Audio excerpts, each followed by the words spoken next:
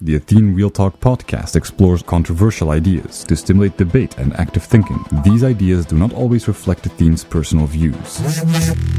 Welcome to the Athene Real Talk Podcast. He has been called the best gamer in the world, hands down. World-famous gamer and philanthropist Athene. Gaming for Good, it's called, has raised more than $20 million.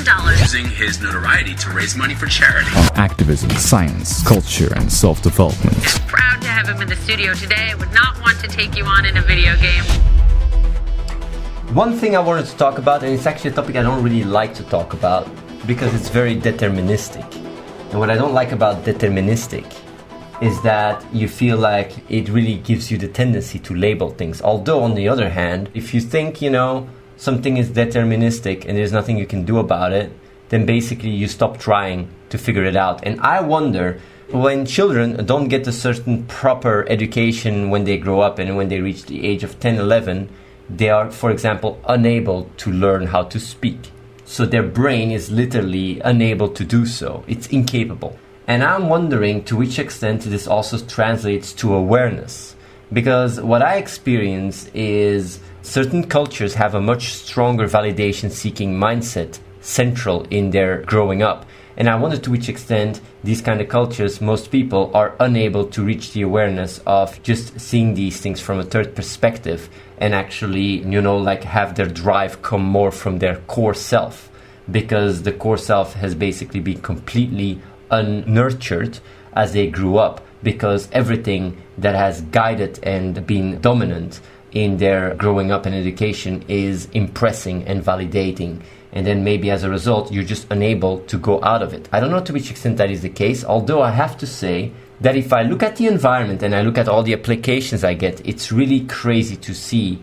Just by reading the application, I know what culture and I know exactly what is wrong, and it's really like validation-seeking mindset through the roof. There's almost nothing I can do about it.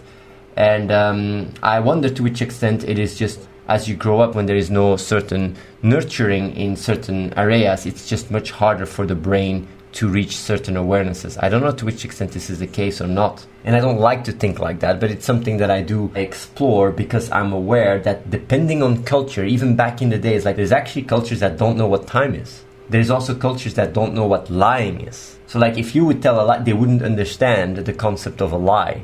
And it would just not exist to them, and they are unable to do so. Like, of course, you can still wonder to which extent they can learn it. But I'm just saying, like, when it comes down to awareness, and when it comes down to developing a certain ability to be more aware, maybe you need a certain nurture in order to get there. And if you haven't had that in the first big part of your life, then maybe you're just missing out. On top of that, add psychedelics or whatever, then maybe you're in a situation where the brain is just incapable of getting to certain insights. And if that is the case, then I'm wasting my time, basically, to target that audience.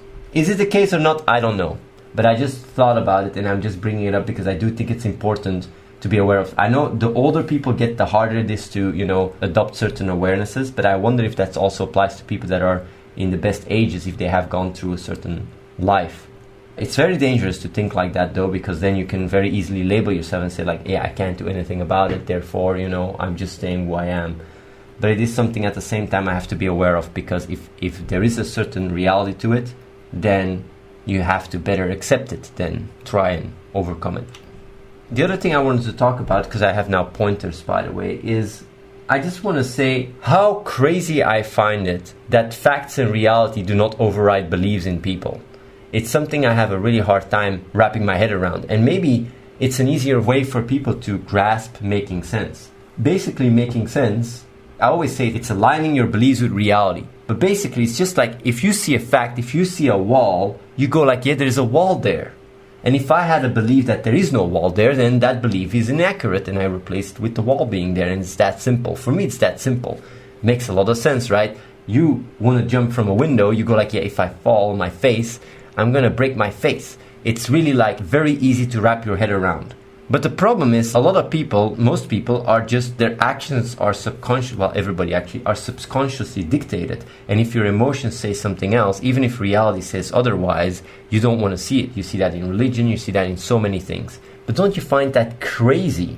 If you think about it, that facts and reality cannot override beliefs, your beliefs.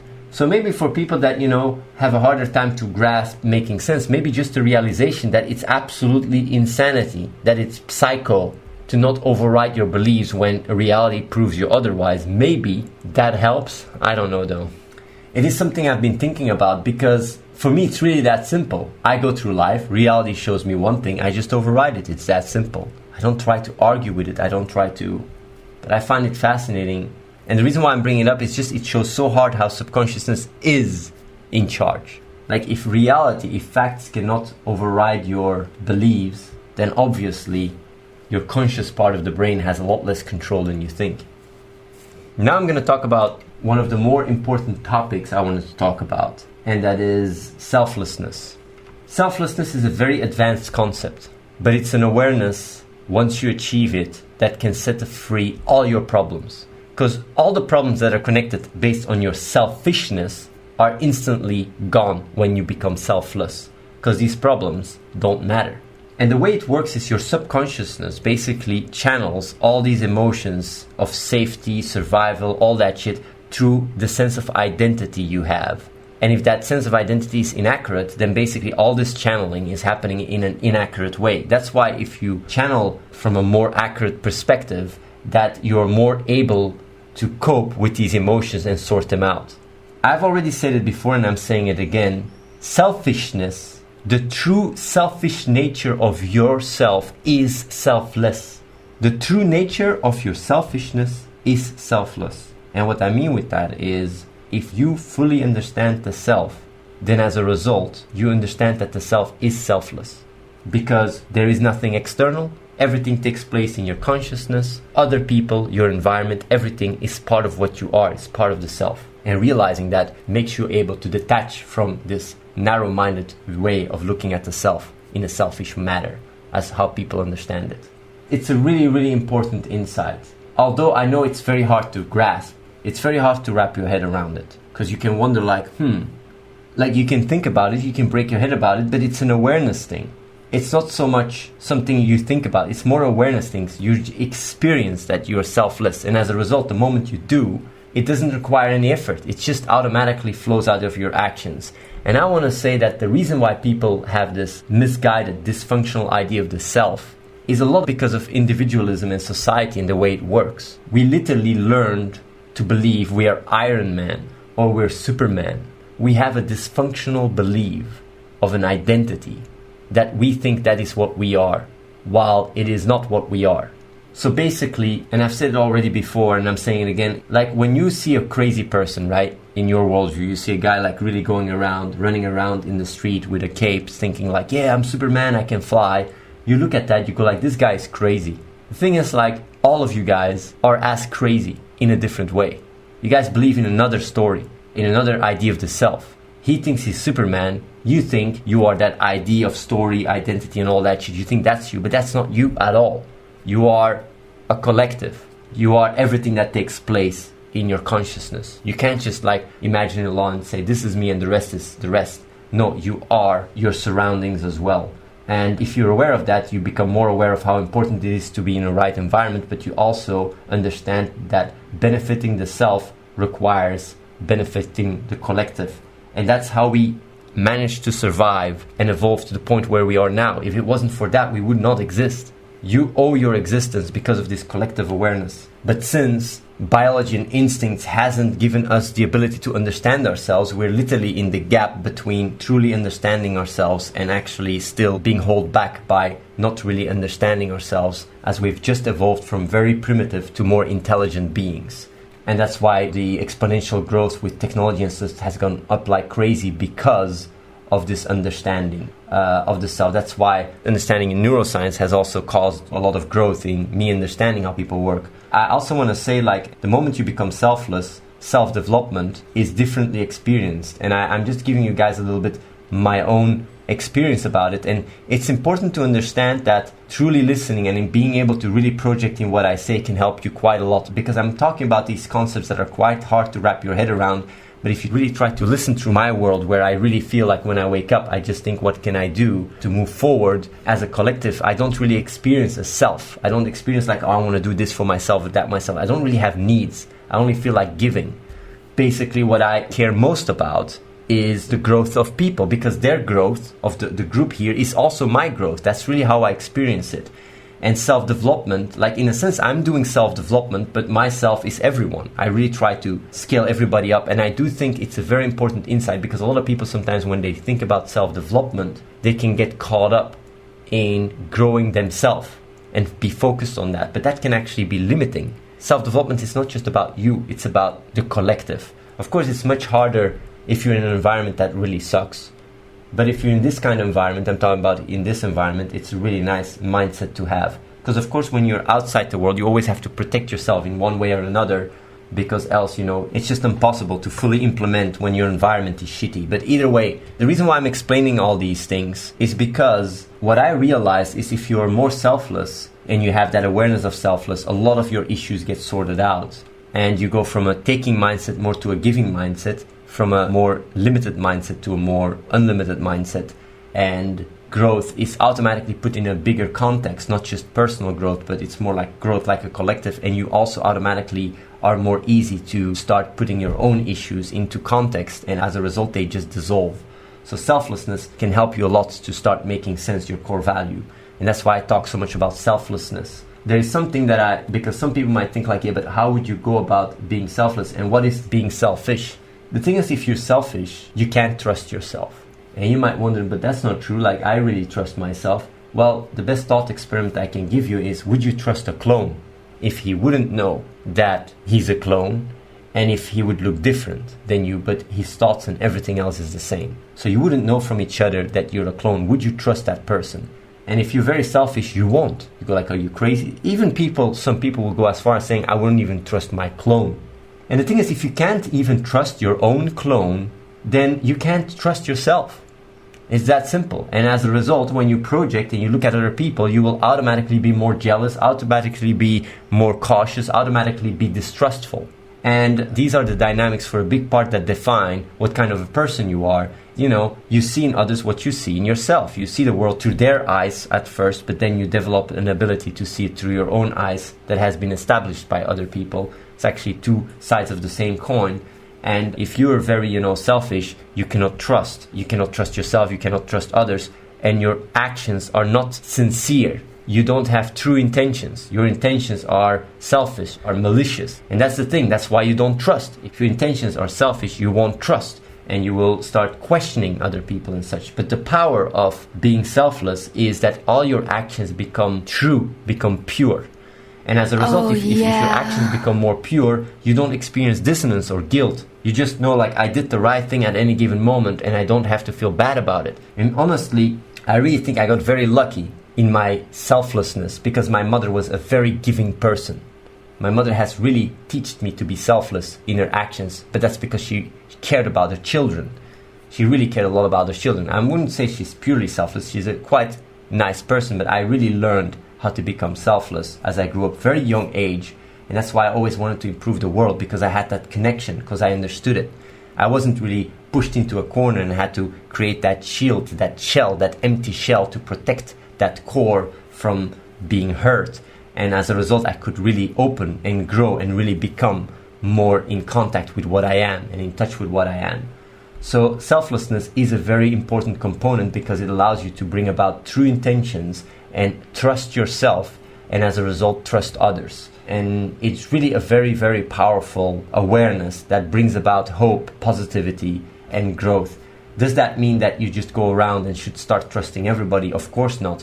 But you will start treating people based on their true potential rather than through your limited lens of labeling people a certain way. It's going to make you less jealous. It's going to make you more accepting, more forgiving. There's so many benefits to it. It's insane. But I do understand if you're in an environment that is very dangerous and very, survival oriented, that you're more easy to fall back into that shell of protectivity. But I can tell you, we live in a time where you don't need to do so. We live in a time where you can literally open up and grow and really help the world move forward and help humanity move forward. So you might go like, yeah, but how do I go about becoming selfless? And I talked to the girls about it, and what they actually do is, and it's really interesting, I don't know if it's going to help you guys, but I'm just going to repeat, like, basically they try to localize the emotion of selflessness. What is selflessness about? What is the emotion that is brought about when you think about selflessness. What are the fears? And they meditate on it. And basically, when I talked to Tanya, I said it's important to be able to trust me. I mean, like, if you don't trust me, then of course what I say and such, you will see it through a malicious lens and it won't really be fully absorbed. And I do think like trusting can really help. You might say like, okay, how do I trust people? How would I trust you, for example? And honestly, I wouldn't know how to go about it. Although when I talked to the girls, they said something very interesting. The way you can trust someone is by already forgiving what they would do if they would backstab you. So you basically forgive them up front already. And that way, when you trust someone, even if it doesn't go well, you don't get stabbed or punched in the face. You don't have that fear because you already dealt with the fear before it even happened. And honestly, when I translate that to me, it's not so much for me a forgiving feeling or an emotion. When I trust someone, I just see it very statistical. If it doesn't work out, it's still plus EV, because overall, trusting has allowed me to be where I am today. But on top of that, without trust, if I can't trust anyone, that would mean that I have to really almost think that I'm the only person that I can trust, and that is really an idea that I don't want to have. Like, my own growth and my own worldview is worth nothing if I cannot share it, if I cannot spread it. And that's also something I was earlier talking to Ricardo about. If I could choose about having the power to have an insight or have the power to lose this insight but spread it, I wouldn't even mind becoming a plant and just spread all the insights I have. Because that's how it really truly lives on. Like, if it just stays caught up in me, then it's worthless. That's why when I have an insight and I cannot communicate it, it literally means nothing to me. Even if it would help me a lot, it doesn't really gravitate at all because I cannot spread it. And that's why when I talk about selflessness or making sense or whatever, my goal is to try and figure out a way to communicate it, because else it's just trapped in me and it's basically worthless. So that is why I always try to figure out these ways to communicate these insights. But I also have become more and more aware that it's also about you guys, about the listener, to really put effort and will to understand these insights and really listen to the podcast several times, or, re-listen, rethink about it, because that's what has caused some people here to, sometimes click some things they have watched like several times and then suddenly just clicks with them.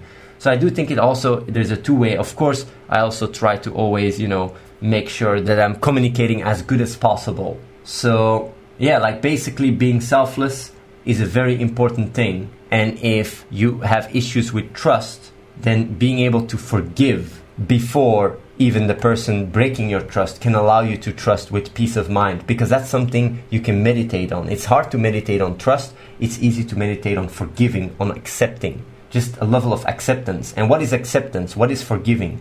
Forgiving and acceptance is letting go. What is letting go? When you then go back to neuroscience, it's like you have the thought, you have the emotion, you basically accept the emotion, you let it go, and therefore it dissolves. So it always goes back. All these concepts that I'm talking about goes back to the neuroscience of things. It's really like you go from trust to being able to forgive and accept to being able to just let go the emotion on a neuroscientific level.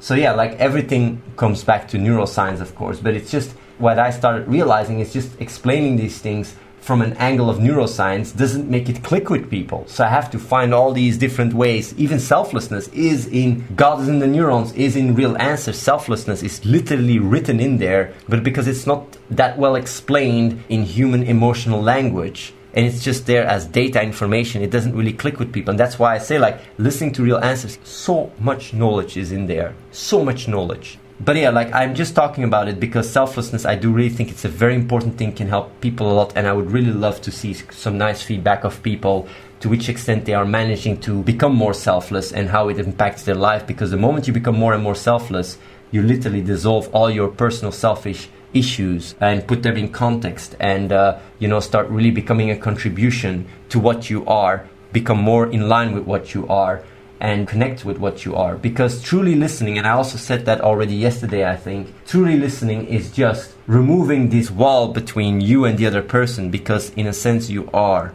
the same entity, you are the same unit. And when I say that, I don't mean in a spiritual way. It's literally when you talk to someone, you truly listen, his awareness just merges with yours in a sense, because it manifests itself in your consciousness through neural activity and understanding. And as a result, it becomes what you are all the time. Everything around you is part of what you are. I keep repeating that over and over again. Like, when you understand someone It's not because you understand someone else, but it's because the understanding is taking place within your consciousness. It's part of the self. It's basically the self learning more and more and growing, and the self understanding itself, and the essence understanding itself. And the essence is not your identity, it's not your inner child, it is all the activity that requires for your experience to emerge. And the moment you fully grasp that, you become pure, truly selfless. Your intentions become pure. You become so much more of a giving person, so much more of a beacon of light in a sense. People come flock around you. They want to be around you. Like, you become more successful at anything if you apply also making sense on top of that to give this selflessness a strong direction. So you have these core insights that really allow you to be such a more capable person, to really, not just capable for this limited self, but more as part of this bigger organism that we all are part of. I wonder if this helps. I wanted to talk about this. I wanted to really talk about this again. I might talk more about it. I wonder if this helps and if this clicks to people, if people understand it, or if this is just way too far. It's about an awareness that brings about all actions. It's not an effort. The moment you have to put effort, you don't get it. It's about an awareness, and awareness brings about action automatically.